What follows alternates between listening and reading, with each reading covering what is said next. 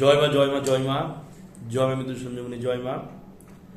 আমি শ্রী মৃত্যু সঞ্জীবনী মহারাজ এবং আমার ইউটিউব চ্যানেল মা মৃত্যু সঞ্জীবনীতে আপনাদের সকলকে স্বাগতম। আশা করি সকলে মা আত্মশক্তি মহামায়ের কৃপায় ভালো আছেন।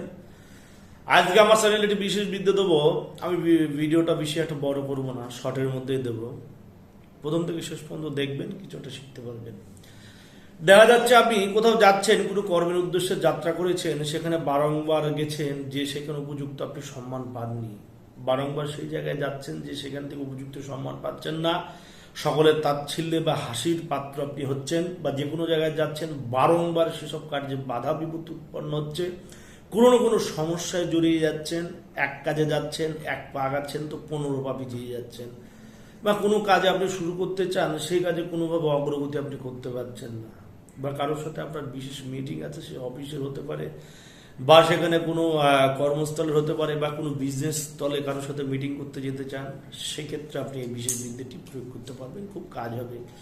প্রয়োগটা কি দেখবেন, যেখানে যাবেন সেখানে সম্মান পাবেন, যেখানে যাবেন সেখানে উপযুক্ত আপনি মান মর্যাদা পাবেন। কি করবেন, বাড়ি থেকে যখন বেরোবেন, বেরোনোর সময় আপনি তেপাতা থেকে সামান্য একটু ধুলো তুলে নেবেন, এবং মুখের যে লালা, এই যে লালা, আমাদের মুখের মধ্যে মা গঙ্গা বিদ্যমান, মুখের লালার মধ্যে গঙ্গা বিদ্যমান, তাই সেই জিনিস অতি উৎকৃষ্ট মানের একটি উপাদান। তেপাতা থেকে একটু ধুলো তুলবেন, তোলার পর নিজের সেই লালা, সে বাম হাতে তেপাতা করে একটু বাম হাতের তালুতে করে সামান্য একটু এই 3 আঙুল ডান হাতের মধ্যমা অনামিকা বৃদ্ধা দিয়ে তেপথ থেকে নিঃশ্বাস বন্ধ করে এই 1 সেন্টি ধুলো নেবেন। দেওয়ার পর মুখের সামান্য লালা সে ধুলোর সাথে মিশিয়ে সেটাকে একটু প্রলেপ বন্ধ করে নেবেন।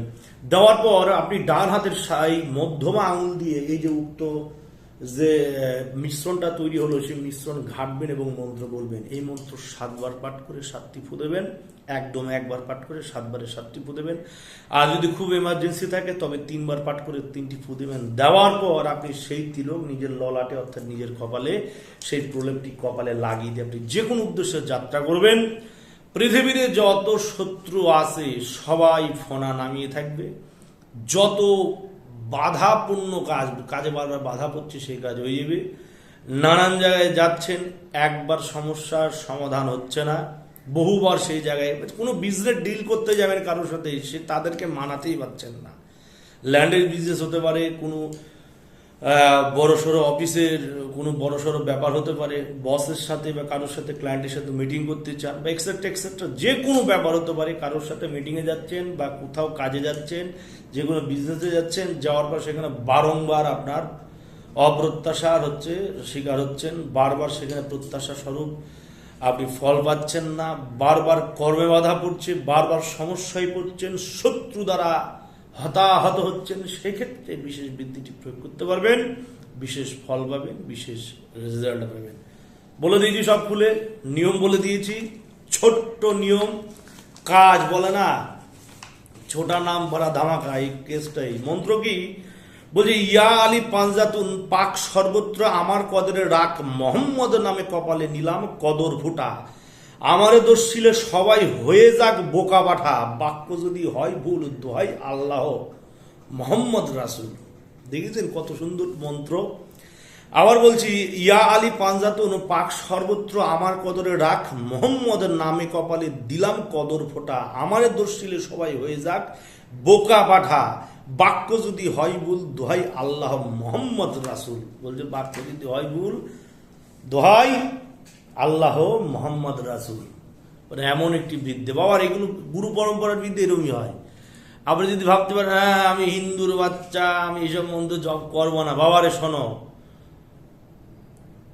যে রাম সেই রহিম নাম একই হয়, ত্রিলোকিত নাহিক দুই কহিনু নিশ্চয়। যারা যারা নারায়ণ পুজো করেন দেখবেন নারায়ণের পাঁচালিতে সেখানে লেখা আছে না, ভগবান শ্রী নারায়ণ দেবের পাঁচালিতে লেখা আছে এই বিশেষ উক্তিটি, যে রাম সেই রহিম নাম একই হয়, ত্রিলোকিত নাহিক দুই কহিনু নিশ্চয়। অর্থাৎ রাম রহিম বলে দুটো বস্তু নেই পৃথিবীতে, সবার আগে হচ্ছে মানুষ। আর গুরু পরম্পরার মন্ত্রগুলো এই ধরনের হয়, সেখানে নানান জাতির নানান ধর্মের বিশেষ বিশেষ কথায় মন্ত্রের মধ্যে বিদ্যমান। এসব মন্ত্রে বীজের বিশেষ প্রয়োগ হয় না, বা কিছু কিছু ক্ষেত্রে এসব মন্ত্রে বীজের ব্যবহার হয়, কিন্তু এইসব গুরু পরম্পরার যে মন্ত্রগুলো আছে এগুলো কাজ বেশি, এগুলো রেজাল্ট পাওয়া যায় বেশি, এবং তাৎক্ষণিক ফল পাওয়া যায়। তন্ত্রে যে বিশেষ ক্রিয়াগুলো আছে সেগুলো করতে বিশেষ সময় লাগে। যেমন কোনো বশীকরণ ক্রিয়া করতে বলে যে অযুত লক্ষ জপ ও সাংখ্য, মানে কোনো কোনো ক্ষেত্রে 1.5 লক্ষ জপ করতে হয়, কোনো কোনো ক্ষেত্রে সহস্র অর্থাৎ 10,000 জপ করতে করতে পারা মেয়ে ভেগে চলে যাবে অন্য কোথাও, জপ করতে করতে আপনার কলিতে বেরিয়ে যাবে, তাই না? যাদের অত ধৈর্য নেই, যাদের অত সময় নেই, তারা গুরু পরম্পরা ভিত্তি এই বিদ্যেগুলো প্রয়োগ করতে পারবেন। সাধনা করতে গেলে ন্যূনতম সময় লাগে 12 বছর, যে কোনো সিদ্ধির সাধনা করতে গেলে।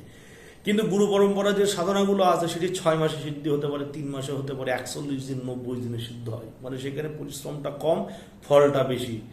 আর যে কোনো সাধনা করতে গেলে তন্ত্রোক্ত যেমন আগমতন্ত্র, নিগমতন্ত্র, ব্রহ্মজমাল এবং মহারামতন্ত্র, এই হচ্ছে এই তন্ত্রের বিশেষ সার। এবং মহারামতন্ত্রের বিশেষ আঙ্গতন্ত্র আছে, ক্ষুদ্র ক্ষুদ্র তন্ত্র আছে, সেগুলো যদি বিচার করা যায় সেটা সহস্র প্রকারের তন্ত্র আছে। কিন্তু সেক্ষেত্রে ওসব বিশেষ পুঁথিতে বা বিশেষ পুস্তকে যেসব সাধনা বা যেসব ক্রিয়ার কথা বলা হয়েছে সেগুলো মানে খুব সময় সাপেক্ষ ব্যাপার, সেটি এই গৃহস্থীর পক্ষে, সাধারণ মানুষের পক্ষে সেগুলো করা খুব একটা সম্ভব নয়। সেখানে যে কোনো সাধনা, যেমন সিদ্ধ কাকে বলে, মন্ত্র সিদ্ধ হওয়া এবং সাধনায় সিদ্ধি লাভ করা কিন্তু এক না। মন্ত্রের পুনরুচ্চারণকে মন্ত্র সিদ্ধি বলে, এবং সাধনায় সিদ্ধি লাভ অর্থাৎ যতক্ষণ চাক্ষুষ দর্শন বা প্রদর্শন না হচ্ছে ততক্ষণ সেই শক্তির অস্তিত্ব আপনি উপলব্ধি না করছেন প্রত্যক্ষ স্বাধিষ্ঠানভাবে, সেক্ষেত্রে কিন্তু আপনার সে সাধনায় সিদ্ধি বলা চলে না। কিন্তু এইসব গুরু পরম্পরায় যেসব সাধনা আছে, মন্ত্র আদি আছে, সেগুলো ক্রিয়া করবেন, দেখবেন আপনি তৎক্ষণাৎ কিছু ফল বুঝতে পারবেন। একবার সাধনা, যেমন আলী সাধনা দিয়েছি, অলি সাধনা দিয়েছি, পীর সাধনা দিয়েছি, মোহাম্মদ সাধনা দিয়েছি, আরো কিছু কিছু সাধনা দিয়েছি, বাত্তালি সাধনা দেওয়া আছে, জিন সাধনা দেওয়া আছে, পরি সাধনা দিয়েছে, ভৌতিক দেওয়া আছে আমার চ্যানেলে, সেগুলো করে দেখবেন, কিছু একটা ফল পাবেন। দেখেন বাবা, কোনো জিনিসই ছোট না, কোনো জিনিসই খারাপ না, কিন্তু এই কলিযুগে মানুষের আয়ু আর কত? বাইবেল অনুপাতে এবং শাস্ত্র অনুপাতে মানুষ 70 বছর বাসে, গড় অনুপাতে 100 জনের মধ্যে মানুষ গড়ে 70 বছর বাসে। সেক্ষেত্রে 70 বছর জীবন নিয়ে জীবনের হচ্ছে 90% সময় সংসারের পিছনে ব্যয় করে ফেল দেবেন, আর 10% সময় কিন্তু সাধনা হবে না। তাই সেক্ষেত্রে যতটুকু সময় পান, যতটুকু কাজের ফাঁকে সময় পান, শেষের সময় ভগবতের পথে দেন, সাধনার পথে দেন, কর্মের পথে দেন, কিছু না হলেও জীবনটা সুন্দর হবে।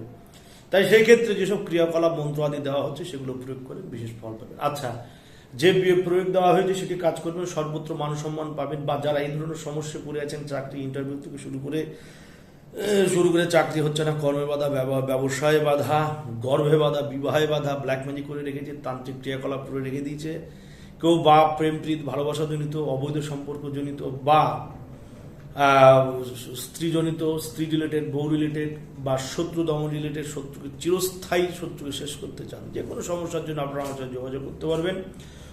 ভিডিওর উপরে যে নাম্বারটি দেওয়া আছে সেই নাম্বারে আপনারা ফোন করতে পারবেন। সকাল 11টা থেকে রাত্রি 9টার সময়টি মনে রাখবেন।